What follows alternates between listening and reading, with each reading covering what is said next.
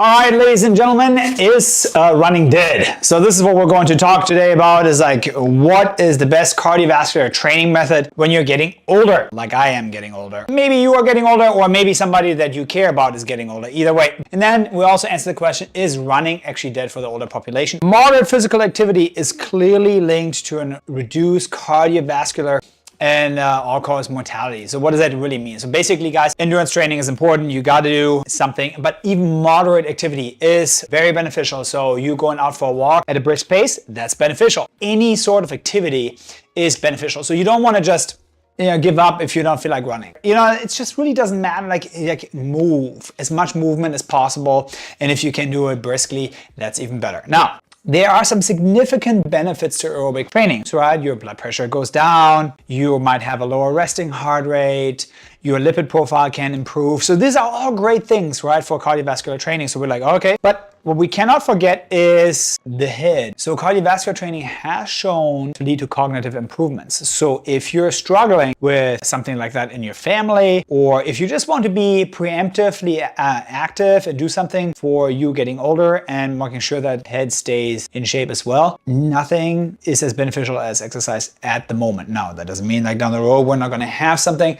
but for right now, at this point, this is what we're talking about. And this includes your motor speed, right? Your coordination, but also your cognitive speed, so how fast you process, and your attention span. And that's especially for people like me who have ADHD, really important. And that's actually for something like me, something that helps me focus on the things that I need to focus on. It also leads to an improved quality of life as you're getting older. Why? And I think that's pretty straightforward, right? If you are able to do the tasks that you want to do or need to do on a daily basis, going to the bathroom, right? You're out there going to the bathroom, you're doing your thing.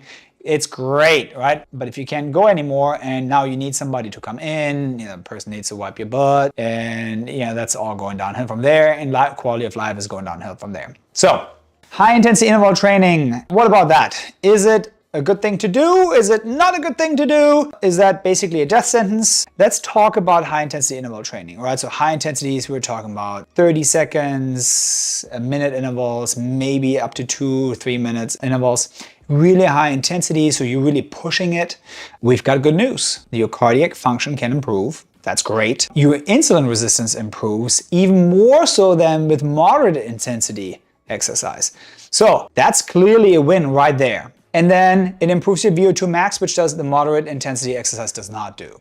So let's get out there and let's do some high intensity interval training. It has to be safe though, so make sure that you clear that with your physician, and make sure you pick a physician that actually is interested or does work with active people themselves who understands this. So that not every physician is made equal, just like not every trainer is made equal. And the reality is that some people are just not into this as much as they should be. And so you're going to make sure that you have somebody who is knowledgeable and who is also supportive of being physically active. Now, let's talk about what I mentioned earlier. Is running dead? And no, clearly not. Running is not dead. So if you can run, go run. Now, if you don't want to run, that's okay. We've got good news for you. There are other things that you can do. However, running is one of the most effective ways of reducing all-cause and cardiovascular mortality by up to 27 and 30%. I mean, that is mind-blowing. No meds.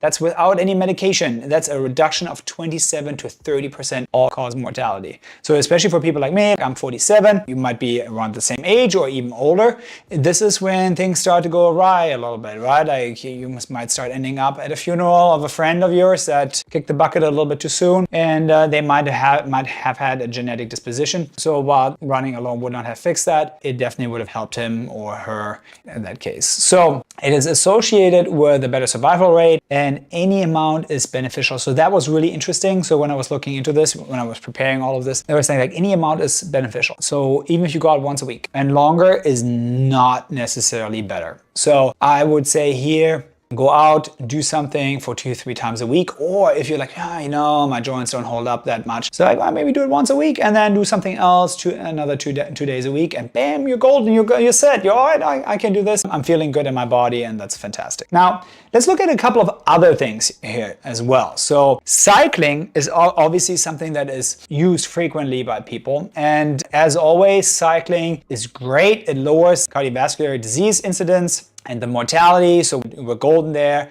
It reduces the cardiovascular risk factors, and it is effective in high and moderate intensity. That was pretty much what was expected here. Now, one of the things, if you struggle with some joint pain, cycling might be something that you can do that might be low impact, and you can do this on a stationary bike, you can do this outside, you can do this on a recumbent bike. So there are many different possibilities here with a bike available. The problem with cycling outside is a couple of things. It's a safety issue, right? So unless you have like a greenway available in your area, that could be challenging. Also challenging is maintaining intensity. If you're going downhill, there's not much of an intensity, right? Let's face it. So that's where the indoor bike is more practical. However, it's dead boring. That's the thing that we struggle with cardiovascular activity. If you're doing it inside, the boredom factor, the dreadmill, that's what I like to call it. I will hate to admit this, but I'm watching Disney Plus. It helps me enjoy myself while running indoors if I have to run indoors. Moving on, so this one was interesting. So we're talking about dancing. So let's dance, okay? So if you are dancing, it was really interesting that improves your VO2 peak. So you might have heard the term VO2 max. So what is VO2 peak? So this is really interesting. So VO2 max is basically the maximum oxygen intake consumption that you have while you're exercising. VO2 peak is the most that you were able to reach. It doesn't necessarily mean it's the max. So if you do a test and you see like the oxygen consumption increases and somebody peaks, or drops off tremendously, but they are not really keep hitting that wall there, then it might be just a peak. But if you see somebody like repeatedly hitting up roughly around the same spot, there's a good chance that you actually have hit the max. A lot of people are not able to push that hard, especially if you do the test cycling and you're usually not a cyclist, you're most likely not going to get anywhere, at least anywhere close to the VO2 max. So it also improves power. So dancing improves power and static balance. So all great things, right? Especially as we're getting older, power is important, and balance, man, that is a key factor. So let's stick with that. So that's absolutely good. But while this has not been researched here, it would be really interesting to see. Most likely that will go into other areas as well. For example, doing some martial arts could be very beneficial, even if they're not combat oriented, especially as we're getting older. That might not be what we want. Dancing is comparable to other exercises, but it also has a psychological benefit. So it seems like just the action of dancing, the self-expression seems to have a positive benefit. So if you like dancing, dance your heart out. I don't care if you're dancing offbeat, who cares, right? In the end, all that matters is you enjoy yourself. Walking is probably the easiest, right? Like we put our shoes on, we go out in front of the door, and off we go. And it improves cardiovascular risk factors. It improves your functional capacity. It reduces your mortality rate, and effective in improving longevity. Those are all great things. Now, we want to make sure with one thing that when you're briskly walking, that you're going to hit a ceiling fairly quickly. Meaning that in order to keep improving those risk factors, you might have to do something else in addition. So you might have to go on a treadmill and use an incline, which now we're back indoors, which kind of sucks. Or you can do a Nordic walking, that's when you do with the poles. That can be beneficial. You can also strap on a backpack and put some weights inside. That has also shown to be very positive. And so that's great. It also has the benefit that it is good for people who have, for example, joint pain, because the walking does deload somewhat the leg joints. So that is a great thing to do. So even if you have a limited functional capacity, Nordic walking is something that you might want to do. This one I thought was really surprising to me. I was like, what the hell? Tai Chi. Now, I knew Tai Chi was beneficial, but this was really interesting. It is more effective than brisk walking in reducing coronary vascular disease. That was pretty mind-blowing. I didn't know that it was more effective than brisk walking. I haven't done Tai Chi. So it does lower blood pressure, which is amazing. This is great. We want that. And it lowers, also improves your fasting blood sugar. And it improves your glycated hemoglobin. What the hell is that? So if you have, for example, some issues with being like insulin resistant, or you're having already diabetes,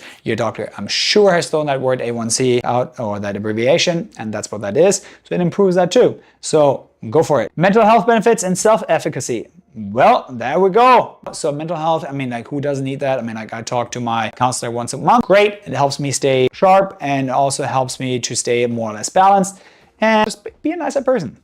Having said all those things, this is amazing, right? So cardiovascular exercise can come in many variations, while running definitely takes the top spot when it comes to the improvements. If it's just not in your wheelhouse, if you don't like it, if you hate it, if you can't do it because your knee is this big, you don't have to do that. There are other things that you can do. In the end, it is about the quality of life that you experience as an older adult later. And when you're watching this, hopefully you're getting this before you're in your 70s or older, but even if you do when you're older, this can make still such a huge difference. So the body will improve at any age. So no matter at what age you start, you will see improvements, and so it's well worth for you to engage in this and start and get going. You also, a good key takeaway is moderate activity is beneficial. You don't have to run. You can do walking, you can do Tai Chi, you can dance, you can do Nordic walking. All those are great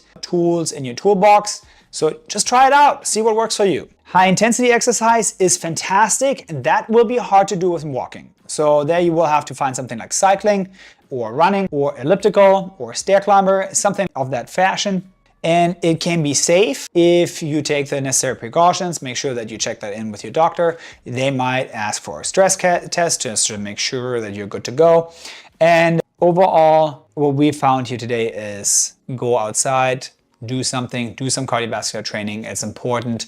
Now, obviously, it's not the only thing that's important. We have like kind of the trifecta, right? We've got like strength training, we've got endurance training, and we have some sort of coordinative ability. All those are very beneficial for your health, and I would highly recommend doing some of those or all of those to a moderate degree. You're much better off than just cherry picking one and say, well, I'm a runner or I'm a lifter, which is all great.